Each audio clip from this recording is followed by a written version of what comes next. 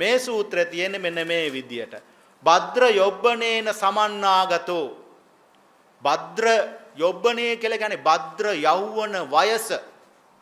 භද්‍ර යෞවන වයස මේ කෙස් රැවුල් කළු පාටයි. සුදු පාට වෙලා නෑ. ඒ කියන්නේ වයසට ගිහිල්ලා නෑ. මාතා පිතුන්නම් අස්සු මුකානම් රුදන්තානම්. මාතා පිතුන්නම් කියලා කියන්නේ දෙමව්පියෝ අම්මා තාත්තා මේ ගිහි ගෙදර ඇත්තරලා දාලා යනකොට අස්සු මුඛානං රුදන්තානං ඇස් දෙකේ කඳුළු පුරවාගෙන අඬනවා. ඇස් දෙකේ කඳුළු පුරවාගෙන අඬනවා. කේසමස්සුං ඕහාරෙත්වා මේ කෙස් රැවුල් කපලා ඕහාරෙත්වා කපලා කාසායානි වත්තානි අච්ඡාදෙත්වා කසාවත් හැඳ පොරවාගෙන අගාරස්මා ගිහිගෙන් අනගාරියන් ගෙදරක් නැති පැවිද්ද ලබා ගත්තා. පබ්බජින් පැවිදි උනේමි. අන්න සූත්‍රය සඳහන් වෙන්නේ ඒ ආකාරයට. දැන් මේ විදියට පැවිදි වෙලා උන්වහන්සේ පරේෂණ කළා. මොකද්ද? කිං කුසල ගවේසි. කුසලයේ කියන්නේ මොකද්ද? සංසාරයෙන් එතර වෙන්නට නම් මොකද්ද මා කළ යුත්තේ? මොකද්ද මං කරන්න ඕන කියලා සහ ඒ පිළිබඳ උගන්වන ගුරුවරු හොයා ගියා. ඉස්සෙල්ලාම හම්බ වුණා ආලාර කාලාම. ආලාර කාලාම ගාවයන්ට ගියා. එතුමා ධ්‍යාන 3ක් උපදවාගෙන ඉන්නේ. ආකාසානං ඡායතනය, විඥානං චඤ්ඤායතනය, ආකින්චඤ්ඤායතනය කියන ධ්‍යාන 3 උපදවාගෙන ඉන්න ගුරුවරයෙක් තමයි ආලාර කාලාම.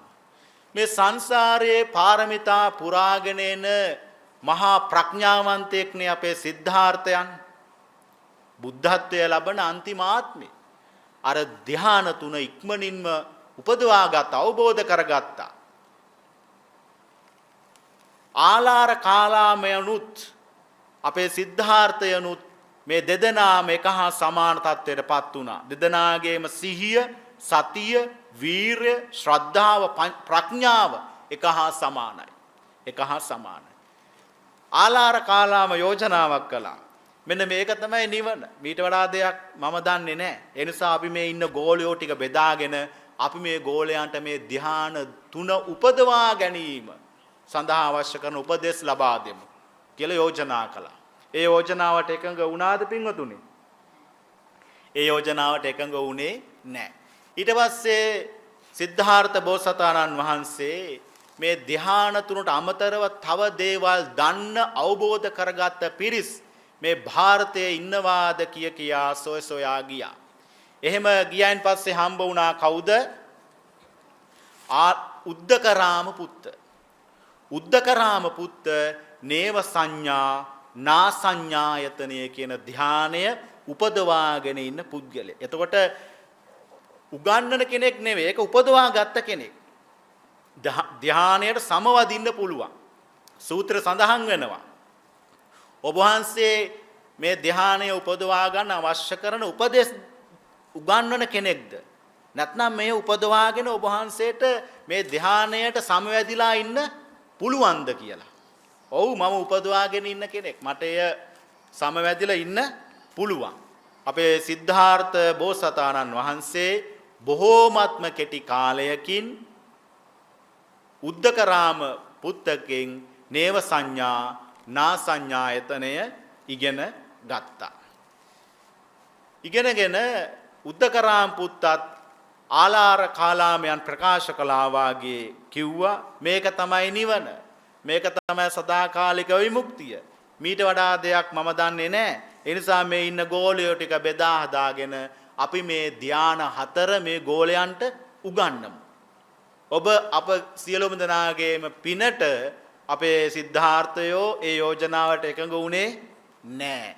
එකඟ වෙන්නේ නැතුව උන්වහන්සේ පස්වක තවුසන් උන්වහන්සේට හම්බ වෙනවා. පස්වක තවුසන් අත්ත කිලමතාන යෝගය ශරීරයට අධික ලෙස දුක් දීම. ඒ පිළිබඳව පින්වතුනි සූත්‍රයේ සඳහන් වීමක් සිද්ධ වන්නේ නැහැ.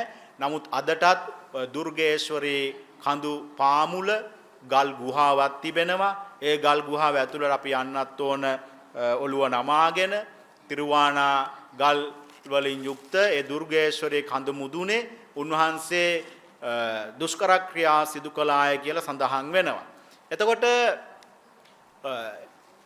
සිද්ධාර්ථ බෝසතාණන් වහන්සේ ආලාර කාලාම උද්දකරාම පුත්ත කියන මේ පිරිස අතහැරලා දාලා මගධ රටේ සේනානි ගම්පියසේ නේරංජනා ගංගා අසබඩ තිබෙන සේනානි කියන ගම්පියසට එනවා.